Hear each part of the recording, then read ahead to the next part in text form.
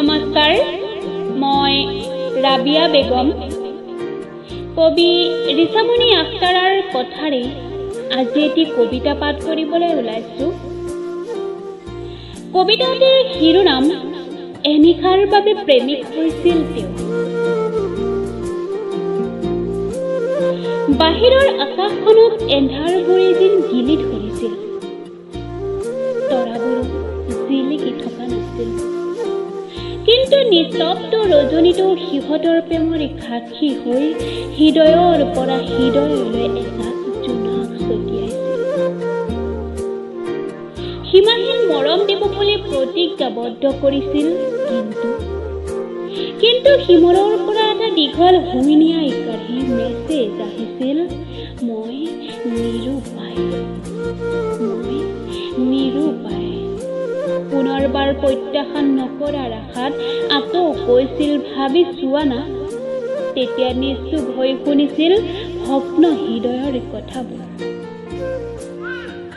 সময়বোৰ যেন দ্ৰুতগতিত যাব ধৰিছিল, মৰম অভিমানৰ কথাৰে সিমানে আপোন কৰাইছিল। হঠাতে কৈছিল, জনম জনমৰ বাবে যদি হলা হৈ লহৰী, তাৰে লিখাচোন এষাৰি। গহীনভাৱে কৈছিলে, মাথো তোমাৰ জয়তে মই সুখী হ'ম, তোমাৰ পৰাজয়তে কাষতে ৰম। নিশাটো শেষ হ'বৰ উমান পাইছিল। এদিনীয়া প্ৰেমৰ সম্পৰ্কটো হেৰুৱাৰ দুখত সকলোবোৰ সলকিছিল, কিন্তু বিবেকে ধমকেৰে নষ্ট সপোন বুলি মচি দিব কৈছিল।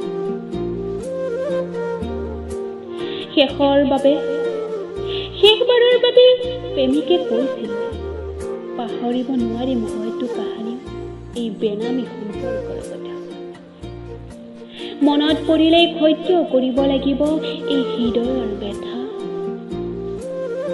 প্ৰেমিকাই নিশ্চুপ হৈ কৈছিলে, মোৰ জীৱনৰ উপন্যাসখনত যদিও দিব পৰা নাই তোমাক মুখ্য চৰিত্ৰ, উপন্যাসখনৰ শিৰোনামেই থাকিব আমাৰ বেনামী সম্পৰ্ক।